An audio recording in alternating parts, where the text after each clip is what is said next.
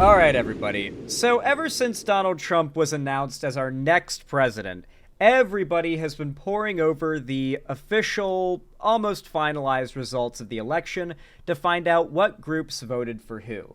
And undeniably, young Gen Z men took a startling far-right shift in favor of Donald Trump, according to the election results.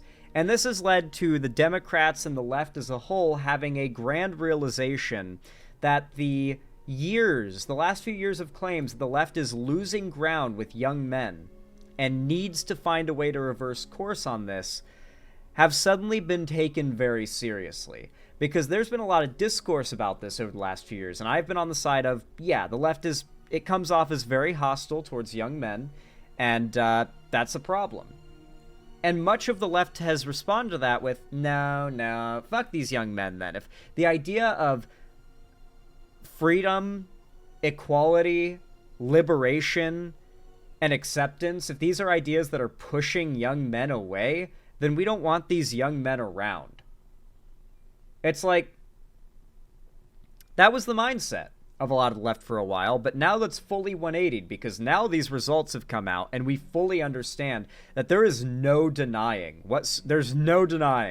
that young men have taken a startling far-right turn. And it is not just a talking point, it's not just articles anymore or questionable graphs with questionable data. It is now election results. Young men have taken a hard right pivot towards Trump, despite Trump being more openly radical and far-right than he has ever been. This is pants-shittingly concerning. And so now we're finally seeing a big flip in things, but there's a lot of work to be done. You see, I made this point earlier, but the left is not exactly welcoming to young men. I definitely think it gets over-exaggerated at times, but let's be real here.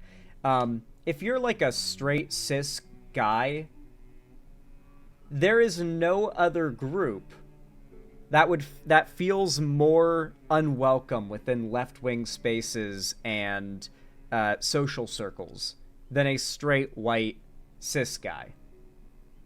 Like, you kind of feel like the odd one out, and at best you feel like a token almost. And I know it sounds silly, but the point here is to give you a bit of, a point of reference on how, for a lot of young Gen Z men on the outside of the left looking in, maybe they're apolitical, a little centrist-leaning, perhaps libertarian, or conservative.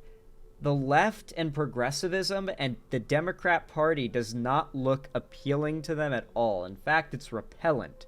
And so, a big way that we can figure out how to change the left's repellent nature towards young men and change these election results in the future and change course is to find out why so many of these young men feel this way. What is giving them these impressions? What is driving them towards MAGA and towards Donald Trump? And who better to speak to on this than a Gen Z voter who left MAGA recently? You see, I used to be a conservative. I had a chud phase, and I got out of it. But this was years ago at this point. 6 years ago, 7 years ago now almost.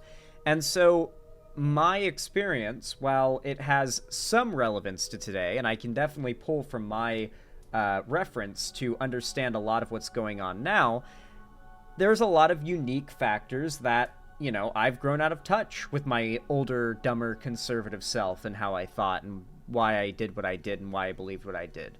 So it's important to hear a ex-conservative of a more recent flip speak occasionally about what relevant current topical issues drove them to support conservative pundits and the right and Trump rather than the left.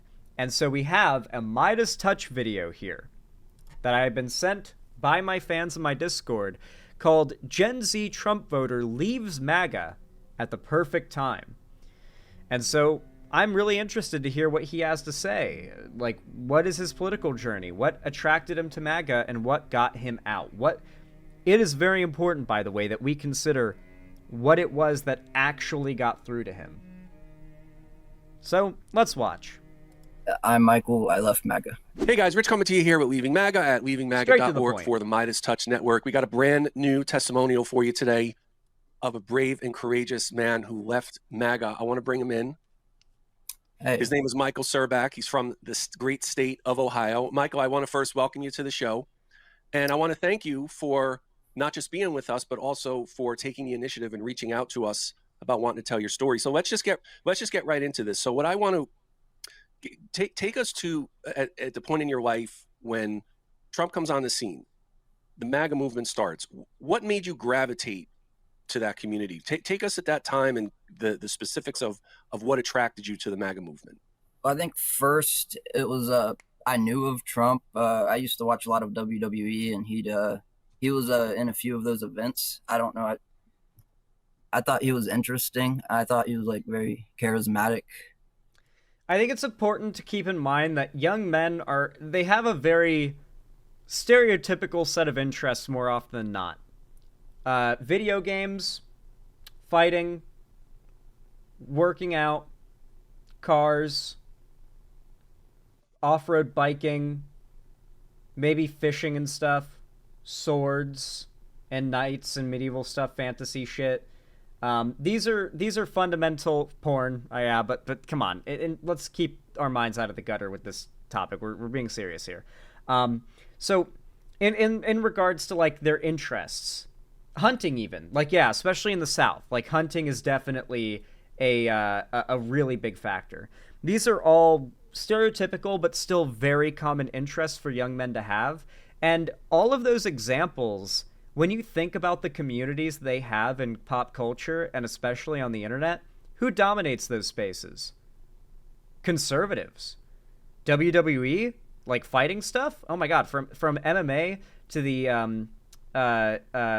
UFC to the WWE, it's like it's all right wingers. It's all conservative cunts across the board.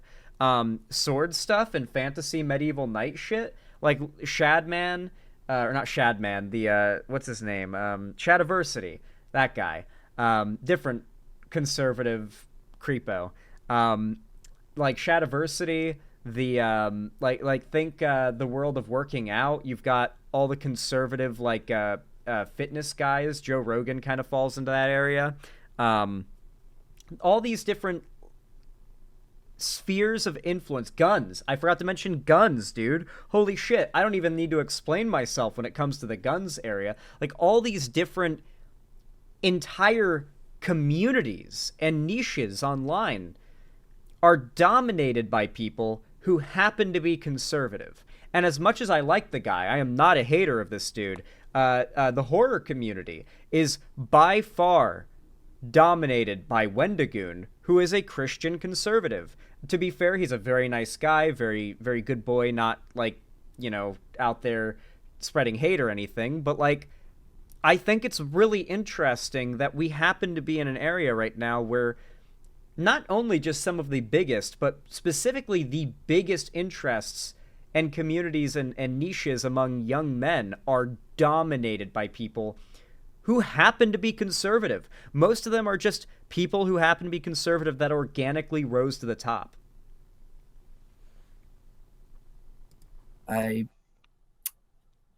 But aside from that, I think one of the things was I was hearing a lot about like when ISIS was um, in charge of they were taking over land in the Middle East, and I was listening to guys like Ben Shapiro, Fox News, that were saying that they could come here and enact Sharia law in America.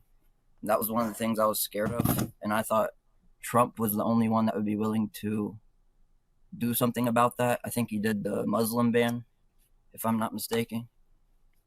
Um, yeah, I was fearful of a lot of the things that they would say on the right wing media bubble, like the Fox, Ben Shapiro's, all of that. Um, I think a lot of people discredit how much impact these fear mongering ideas have. Um, People pretend not to be people online and just in general these days pretend like they're hot shit, but when they hear something that sticks with them as a real fear, you know? Like, how many people do you think have heard about, like, the uncontacted tribe on the North Sentinelese Islands, like, shooting people with arrows, and are now, like, actually low-key kind of scared of, like, uncontacted tribes on islands shooting them with arrows, right? Like, people hear about a thing, and it becomes, like, a thing that they're afraid of and associate with whatever it's related to, right? Fear is a real psychological tool, and the right uses it phenomenally well because fear shuts off the logic centers of the brain. Actually, a really good example. One of the most progressive and consistently progressive people I've ever known in my life is my own mom, right?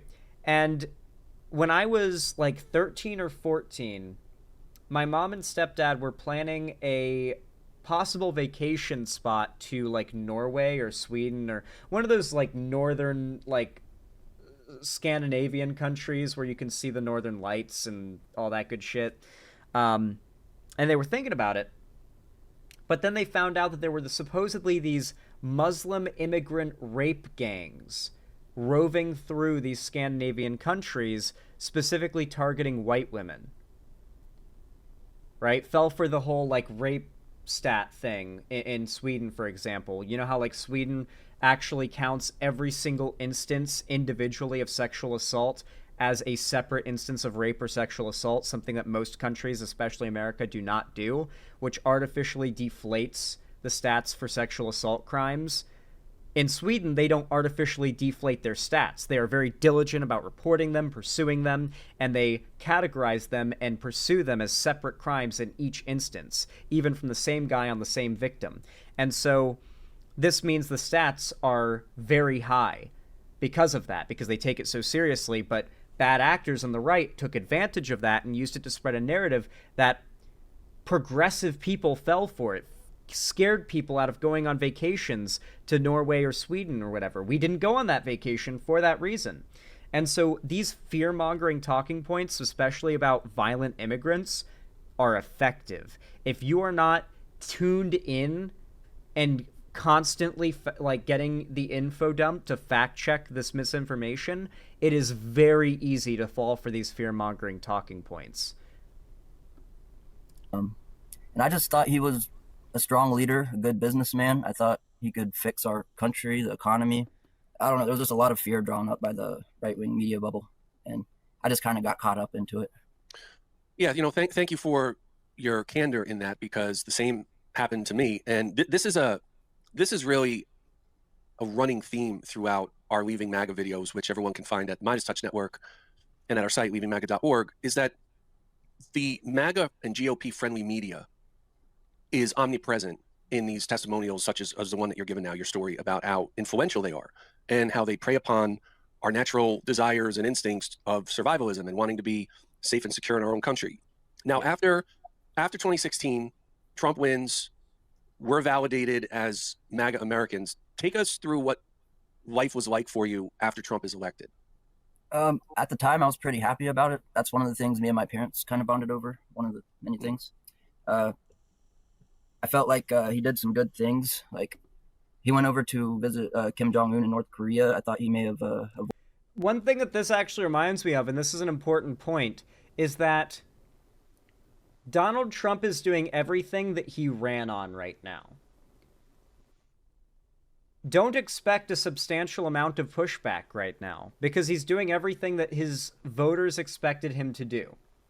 And so Trump has not crossed that line where those that supported him are going to be like, yo, what the fuck? Not by a long shot. And that's a scary thought, that we're a long way from the majority of his supporters being like, he's gone too far. Avoided us from a potential war with them. I thought he was giving out, he did the tax thing where he cut taxes. It's hard to think back. Yeah. In the 2017 Trump tax law was skewed to the rich, expensive, and failed to deliver on its promises. Yeah, this actually raised taxes for a lot of working class people, depending on the type of work that they did and the type of tax burden that they had because of their type of work. And so, and of course, it favored rich executives and CEOs the most because it did not consider the way that a lot of wealthy people in America tend to own their wealth. Like, for instance, Elon Musk is supposedly the world's richest person. The vast majority of his wealth, though, is held in shares of Tesla, his own companies, other companies, and what have you.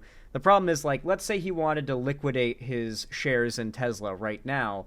He couldn't do it. I'm pretty sure he would just get stopped from doing it by his like shareholders, his like team of people that all also benefit from holding shares and the success of Tesla, which apparently is nosediving right now, mind you. And so, yeah, just like Trump passed a tax law that basically heavily benefited those that hold their wealth in that form and give them a massive decrease in tax burden. Mind you, this tax law expires this year, which is why all the conservatives and all the billionaires and all the millionaires put so much money and so much work into getting Trump reelected, because this is their chance to extend their tax cuts way further. But when the rich get tax cuts, that means we have to pay more. Did the tax thing where he cut taxes. It's hard to think back because my mindset's changed so much since then.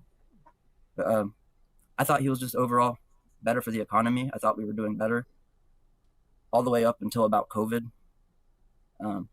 Yeah, I felt like a sense of unity with people around me more so, because everybody in my town, for the most part, are Trump supporters. And I don't know, I'd say that's about it. Just I felt a sense of unity. Like, we got the strong guy in office, anti-establishment. That's pretty much it, I think. I'm hearing a couple. I know that sounds like almost disappointingly short for some of you, but it actually is that simple. Conservatism isn't a complicated ideology. There's not a very big or long or complex list of reasons why why these young men are going to the right. It's actually overwhelmingly simple. That they are steeped in conservative culture. They see Trump as a guy who is fighting for them because that's what they're told and what they believe, because all the voices they're hearing are telling them that. And they're attracted to a strong guy figure. They're attracted just inherently to a figure like Donald Trump or Elon Musk because they're successful and they talk shit and they can back it up when they do.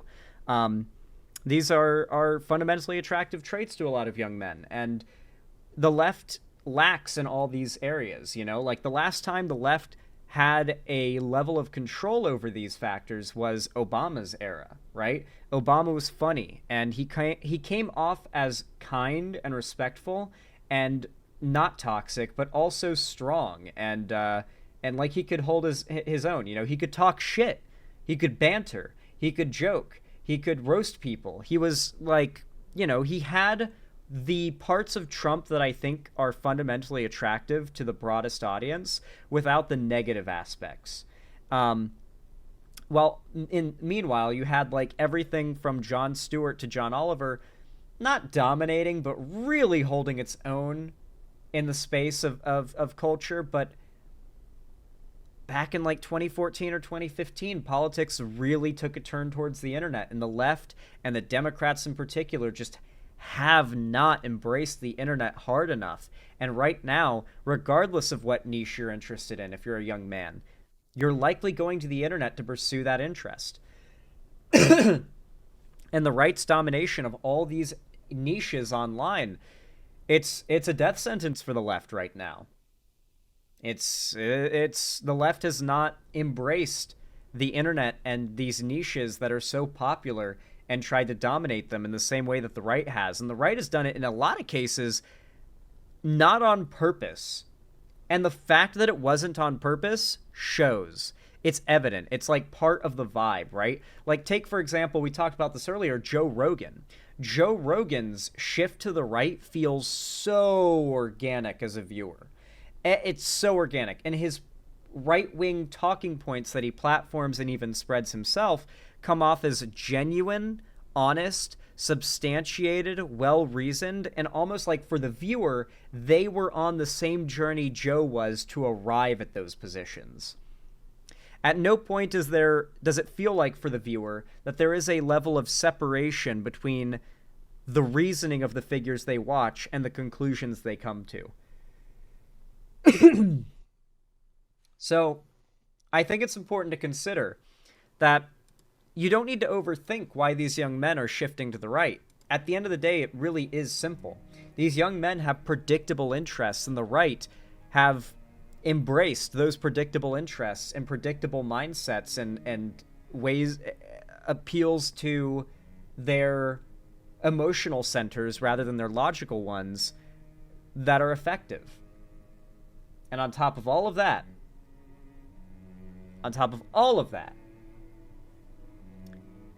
they're steeped in a culture and a messaging sphere of right-wing demagoguery. Anyway, I feel like that was a really good Midas Touch segment. I feel like that was really good for kind of going over why these young men are so appealed to by the right, what's pushing them away from the left, and where the left really needs to start focusing itself, or focusing to improve itself in order to fix this young men shifting to the right problem. Because it's not a matter of like whether or not young men going to the right is important anymore. It's a matter of, holy shit, we need these young men now if we're going to win elections now in the future. If we're going to win any more elections, we got to shift these young men over.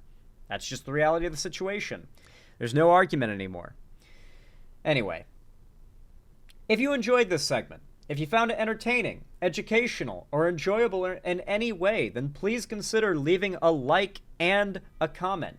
Doing both, whether you're watching live or after the fact when this goes up as its own video, really helps the channel a lot, and I extremely appreciate it. Thank you immensely to everybody who does that. And of course, make sure to subscribe and ring the bell icon to turn on all notifications so that YouTube actually tells you when I go live or upload new videos in the future, because trust me, if you don't, they won't. And if you want to see more from me on other platforms and follow me elsewhere, you can follow my social medias linked down below in the description, especially going to my fan Discord server where the main hub of my community is at.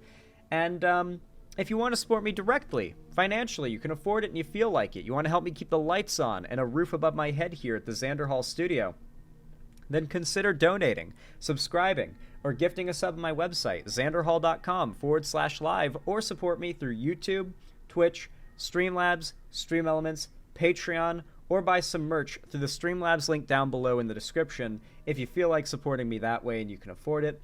Regardless, though, of how you support me, thank you so much for watching as always, and I hope to see you again.